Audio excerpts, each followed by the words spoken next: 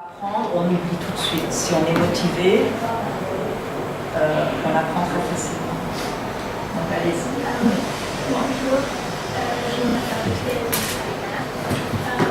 J'apprends le français parce que c'est une langue.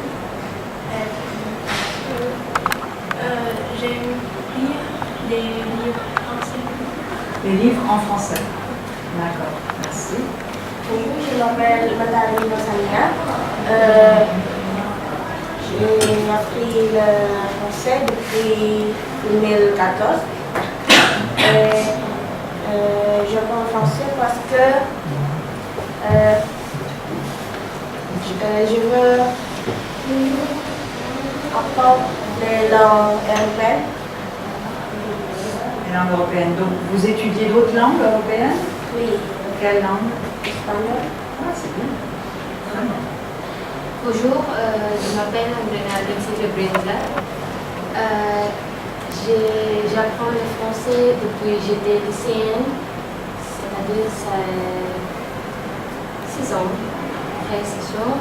Et la raison pourquoi j'ai choisi le français, parce que c'est très commun, la raison. J'aime la langue européenne. Et j'ai appris aussi la langue italienne. Donc c'est facile, hein? Oui. Mais c'est difficile aussi. L'italien est plus facile ou plus difficile? C'est plus difficile pour la prononciation, mais c'est à peu près comme le français, il y a une conjugation. Ouais. Merci. Bonjour, je m'appelle Léa Bigarelli. Je prends le français parce que je veux lire beaucoup de livres en français et je voudrais comprendre comment la pensée des Français comme des philosophes, etc. Bonjour, je m'appelle Paul. J'ai appris le français depuis que je suis toute ici.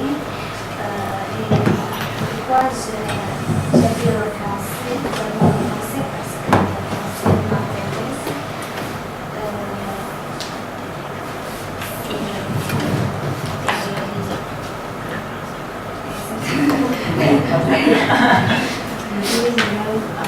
Je m'appelle Paul. J'ai appris le français depuis 2014. Pourquoi je l'ai choisi? Parce que je veux regarder beaucoup de films français. Beaucoup de films. Ah, donc vous vous intéressez au cinéma. Oui. D'accord, très bien. Vous avez le fil là-dedans, on ne peut pas. Je m'appelle Imran. J'ai appris le français depuis l'avant de 2014 et j'apprends le français parce que je veux travailler comme une fille d'Asie pour Pour devenir quoi? une fille.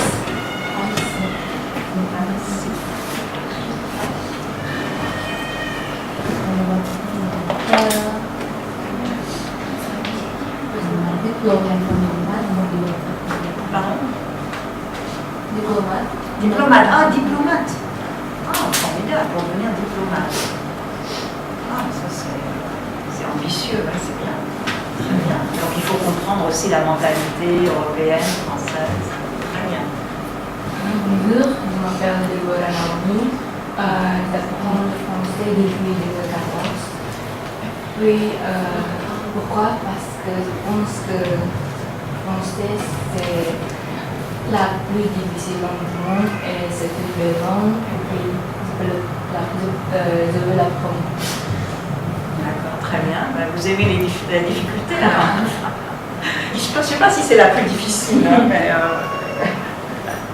le russe c'est difficile aussi.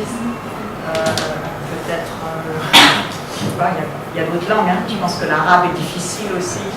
Ouais. Bonjour, J'apprends le français parce que c'est une langue française.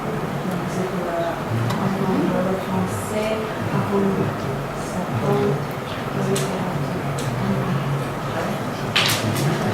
Je m'appelle Victoriane et j'apprends le français parce que oui, j'apprends le français et francophone et j'apprends aussi l'espagnol. Très bien.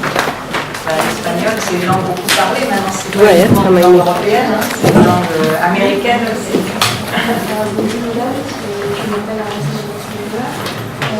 J'apprends le français depuis que j'étais au lycée. Pourquoi? Parce que ça m'intéresse beaucoup d'apprendre les langues européennes, particulièrement le français et l'espagnol. Donc, vous apprendre l'espagnol. Vous êtes étudiant aussi, oui, d'accord. J'apprends le français depuis 2011, quand j'étais au lycée. J'ai choisi apprendre le français parce que j'adore apprendre les langues européennes. L'autre langue que j'apprends est l'espagnol. Et puis, je veux être diplomate. Oui. Bonjour, je m'appelle Ritwan et la raison pourquoi je choisis le français, simplement parce que je veux être un polyglotte. Un quoi? Polyglotte. Polyglotte. Oui. Ah ouais, et Simplement vous apprenez quelle autre langue? En train de apprendre autre langue, Espagnol aussi. espagnol. Il y a beaucoup d'apprennent espagnol. Ouais. Bonjour, je m'appelle Lydie. J'apprends le français parce que j'aime apprendre les langues étrangères. Et puis, je veux devenir un polyglotte aussi. Ça. Bonjour, je m'appelle Henri. J'ai appris le français depuis 2012. J'apprends le français parce que j'aime apprendre les nouvelles langues. Et Vous apprenez d'autres langues aussi, l'espagnol? oui, j'ai appris l'italien. Italien. L'italien. Je m'appelle Ilham. J'apprends français depuis 2013. La raison, je vais apprendre l'histoire et littérature française. Bonjour, je m'appelle Wada. J'apprends le français parce que je veux apprendre la langue étrangère. Et le français, beaucoup de gens utilisent le français. Il y a beaucoup de francophones. Oui. On a fait le tour ici, vous êtes donc, voilà.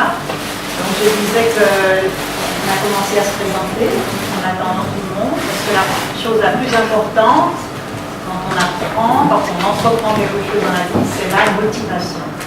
Donc présentez-vous et dites-nous quelle motivation vous avez pour apprendre le français. Bonjour, je m'appelle Nadia.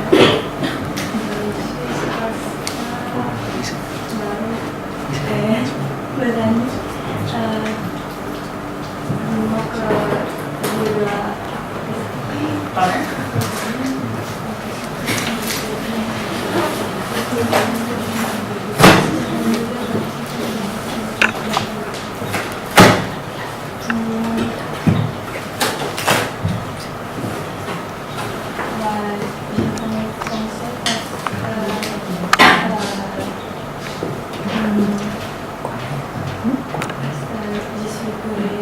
Curieuse, ouais, curieuse.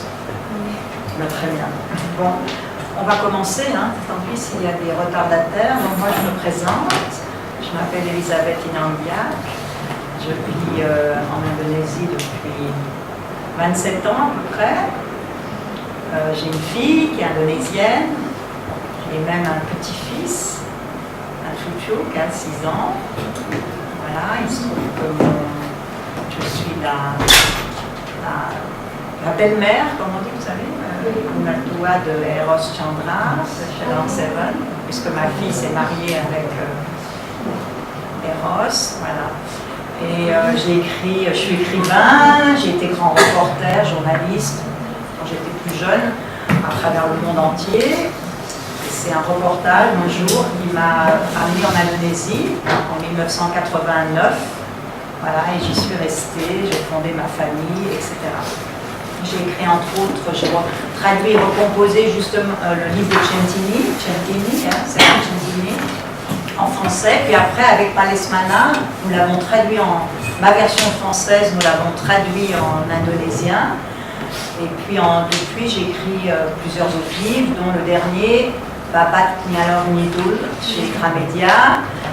C'est la chronique du tremblement de terre et de l'éruption volcanique à Yogyakarta. Voilà.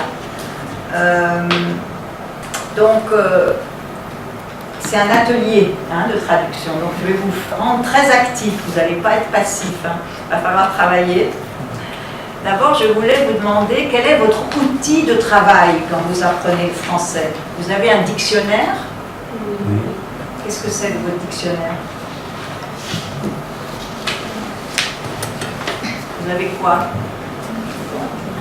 Là, par exemple, vous avez apporté un dictionnaire, non? Non. Voilà. Donc, comment vous faites sur Internet? Vous allez translate Google. Il y a mieux, qu'est-ce qu'il y a? Word difference. Word difference. Word difference. Word difference. Difference. Difference. Difference. Word Difference. Référence. Oui, référence. Et c'est bien. Oui. C'est un dictionnaire en ligne pour le français. Comment ça s'écrit? Qui c'est qui peut venir l'écrire à votre avis? Word difference, parce que je ne le connais pas. Et c'est mieux que Google? Oui. Et c'est bien. Parce que je ne l'utilise jamais. Ça me donnera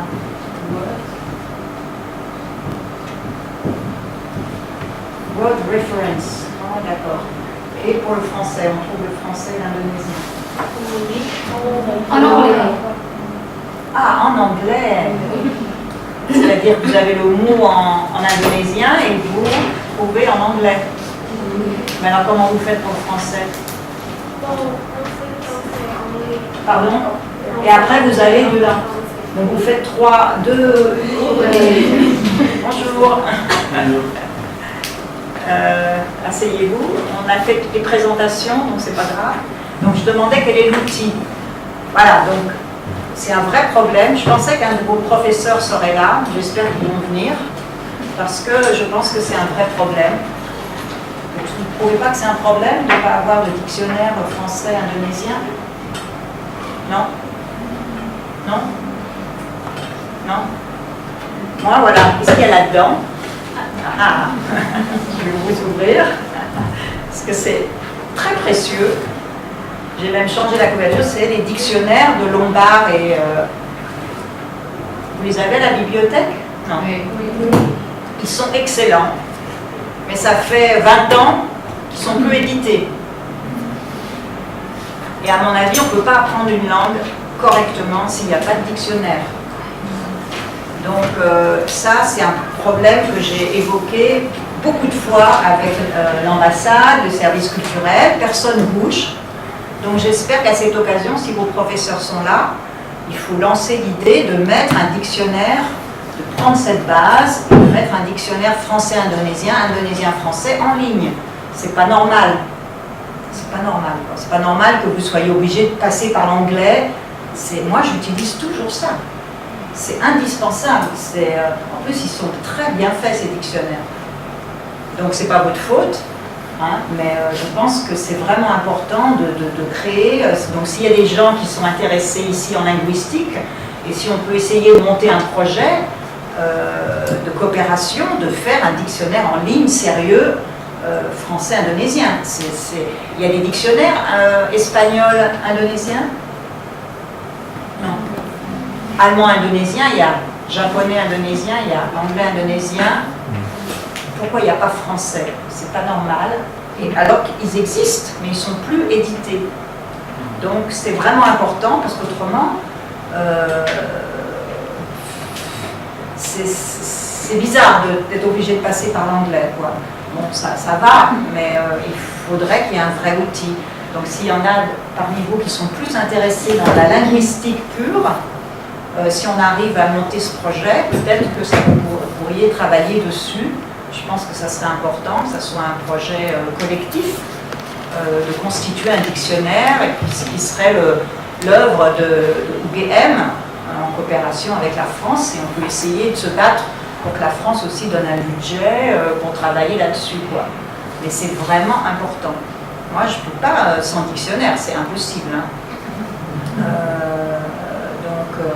Je vais sur Internet. Je ne suis pas allée sur celui-là parce que je connais, je vais le marquer, mais c'est ça, vous passez par l'anglais. Ouais. Donc, ce qu'on va le faire aujourd'hui, bon, j'ai fait une petite introduction. On a jusqu'à 2 heures, c'est ça? Donc on s'arrête à quelle heure, vous savez? 11h30.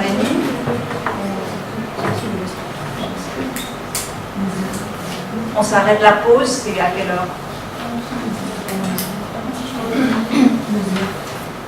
Quelle heure? Dites-moi pour que je sache. Midi, pour la prière, c'est quelle heure? Midi, ça va? Midi? Ou 11h30? 11h30? Donc il y a 1 heure de pause ou non? Je ne sais pas, moi, personne ne me dit. Qu'est-ce que vous avez fait avec l'Esmana hier? Jusqu'à quelle heure? Il y a une pause à midi jusqu'à 13h. Et après 13h, 14h, encore 1 heure. D'accord, très bien. Donc mon idée, elle est très pragmatique. Ça va, vous comprenez hein, quand je parle français? On va former des groupes. Je ne sais pas combien vous êtes, de 5 personnes par exemple, ou 4. Hein, donc par exemple 4 personnes. Là 3, par exemple 3, 4, 4. Hein. Et je vais vous donner, on va travailler, vous allez voir, c'est très intéressant.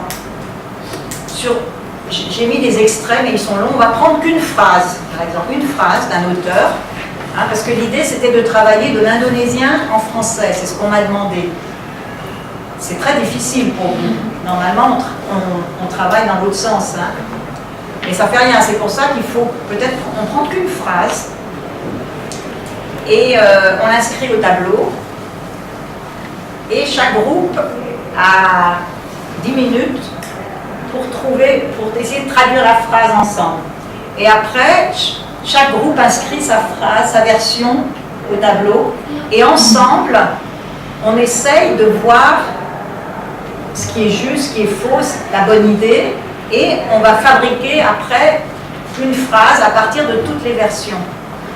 Et je pense que c'est comme ça qu'on trouve la bonne solution. Moi, quand je travaille, par exemple, quand j'ai travaillé avec Palesmana, il traduisait d'abord, après il m'envoyait, je corrigeais des choses sur la version indonésienne, mais comme mon indonésien n'est pas parfait, après j'allais le voir, on travaillait ensemble, on regardait tout, on faisait une autre version, donc il y a au moins 2 ou 3 allers-retours, et il y a la personne de la langue d'origine et la personne de la langue d'arrivée. C'est la solution idéale pour traduire, d'être à 2 et si possible, langue de départ, langue d'arrivée. Hein. Mais là, c'est intéressant aussi, vous allez voir, parce que pour moi, il n'y a pas de théorie de la traduction. Hein. C'est en pratiquant, on va voir les pièges ou les bonnes idées ou comment ça se passe. Hein? Et c'est chaque fois, on va tirer une théorie de la pratique. D'accord? Donc j'ai mis beaucoup de matériel, mais on ne va pas tout utiliser, hein, parce que je pense qu'il faut aller lentement. C'est pas la peine d'en faire beaucoup. Donc je vais juste vous lire, ou quelqu'un veut lire, je vous lis. J'avais écrit ça il y a quelque temps. Traduire, c'est errer. Vous avez tous le texte? Ouais. Donc je vais lire très lentement, parce que c'est pas facile, peut-être. Traduire, ce n'est pas juste passer d'une langue à l'autre. Traduire, c'est errer. Vous savez ce que ça veut dire, errer? Mangombara. Hein? Lana, parce que lana. Errer. Vagabonder, c'est un synonyme. Hein? Errer, vagabonder. Traduire, c'est errer. Vagabonder d'un registre de son à un autre, d'une structure mentale à une autre, d'un corps rituel à un autre, d'une symphonie sensuelle à une autre. Et comme tout grand voyage, avant d'arriver à l'autre, on traverse des contrées. Contrées, c'est des pays ou des régions. On traverse des régions étrangères à la langue de départ et à celle d'arrivée.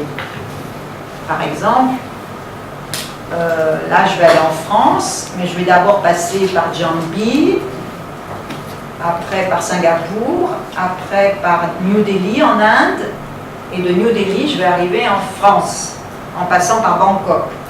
Voilà. Donc quand on traduit, c'est pas juste, alors vous, peut-être en utilisant ce système, vous passez par l'anglais, peut-être très bien, mais c'est passé par une autre langue. Là, c'est vraiment passé par des régions différentes. Dans ces régions, on s'arrête pour se désaltérer. Désaltérer, c'est boire, hein, et assouvir sa soif. Si bien que la bouche épouse des eaux d'une toute autre saveur. Saveur, c'est le rasa. Hein. Dans ces contrées, on va sur les marchés, faire des provisions de route, acheter un manteau de laine ou des sandales en plastique pour franchir un col de montagne ou un torrent ou une rivière à gué, c'est-à-dire à pied. Hein. Le corps absorbe d'autres amplitudes climatiques, d'autres codes gestuels, d'autres rites de passage. Et lorsqu'on arrive enfin au pays de la langue de l'autre, on déballe, on ouvre ses malles, ses valises.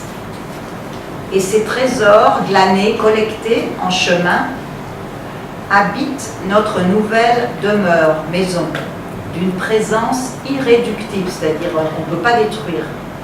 Comme les mânes sont les âmes aimantes de mondes nomades qui déambulent, ça veut dire qui vagabondent aussi, qui errent en nous, pour nous rappeler que traduire exige une métamorphose de tous les sens et non pas juste du langage. C'est un peu compliqué, hein? Non? Vous avez compris ou non? Donc c'est la dernière phrase qui est importante, c'est-à-dire qu'on pense toujours qu'il faut juste traduire, c'est la langue. Mais c'est aussi tout, c'est le rasa, c'est les sons, les odeurs. Parce que si je dois traduire le goût du durian en français, vous, en indonésien, quand on dit durian, goût du durian, rasa durian, hein, tout de suite, vous avez des idées, vous sentez, vous voyez, des souvenirs quand vous en avez mangé, quand vous étiez petit. Pour un Français, aucun souvenir, aucun goût. Donc comment on fait? Oui, vous traduisez le goût du durian. Sauf que le Français qui lit cette traduction, pour lui, ça ne résonne pas du tout comme pour vous, pour les Indonésiens. Et donc traduire parfois, c'est recréer, inventer, pour que dans la langue d'arrivée, on puisse avoir ce même sentiment de nostalgie, de plaisir, vous voyez? C'est juste un exemple très simple. Donc, est-ce qu'en français, il faut mettre le durian, le goût du durian, ou il faut mettre le goût du camembert? Parce que le camembert aussi sent très fort. Vous voyez? Tout dépend du contexte. Peut-être que parfois, il faut... bon, j'exagère un peu, mais vous voyez, c'est toutes ces questions qui sont importantes. Et même quand on veut être diplomate, puisque certains d'entre vous veulent être diplomate, pareil, dans la diplomatie, un mot, on le traduit, mais ça peut choquer l'autre et créer un malentendu. Alors qu'effectivement, c'est bien, c'est la bonne traduction, c'est vrai. Mais pour l'autre, ça n'a pas la même connotation. Donc la traduction, c'est tout ça. Donc c'est important de comprendre la culture de l'autre. Quand on ne traduit pas uniquement le vocabulaire, et donc l'histoire, la culture, les arts, les mentalités, ça fait partie vraiment de l'apprentissage d'une langue. Donc, bon, on ne va pas rentrer dans le texte, parce que c'est un peu compliqué, mais vous le gardez, vous pourrez le regarder chez vous, l'exemple sur Centini. Moi, j'ai travaillé avec Palesmana. Je vais juste vous montrer, par exemple, la fin. À la page, je sais pas, il n'y a pas de page. À la fin de, je sais pas, 1, 2, 3, 4, 5, 5e page, celle-là. Et pour terminer en musique, voici comment nous nous sommes amusés à traduire en indonésien une allitération que j'ai composée en français au chant 139. Allitération, vous savez ce que c'est une allitération? C'est en poésie quand des sons se répètent. Un serpent sifflant, ou un chasseur chassant, chasser son chien, doit savoir chasser son... Voilà. C'est des allitérations. C'est des sons qui reviennent. Le javanais est très fort en allitération, comme le français. On aime beaucoup. En indonésien aussi. Hein. Donc, qui c'est qui veut lire la phrase en français? En l'articulant bien. Qui c'est qui veut la lire? Ainsi se succèdent. Qui veut la lire? Allez, lisez-la. Bien, en lisant bien, hein, pour que tout le monde entende, et faites attention aux allitérations. Hein. Ainsi se succèdent cascade et cascadelle, rivière et rizière, vallée et vallon, bois et sous-bois, mont et montagne, jour et contre-jour. Voilà. Ainsi se succédèrent. Hein, c'est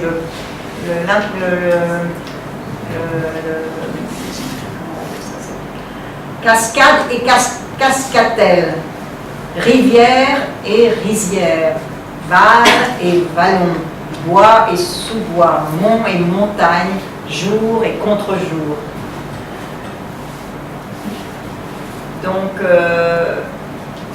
en indonésien, qui c'est qui veut le lire, comme on s'est amusé, pour qu'il y ait les mêmes sons qu'on retrouve, même si les mots ne sont pas exactement pareils, ce qui était important, c'était de rendre ce sentiment de succession, d'allitération. Qui c'est qui veut le lire? Moi. Ouais. Begitulah gerojok dan gerojok, sawah dan sawah, lembah dan lembah, alun dan alun, gunung dan gunung, hari dan hari, silih berganti. Comment vous trouvez? C'est réussi, non? Ouais. Vous trouvez que ça rend... ouais. Donc parfois, ce n'est pas exactement le même mot. Hein, mais il fallait recréer ce sentiment dans la même ambiance.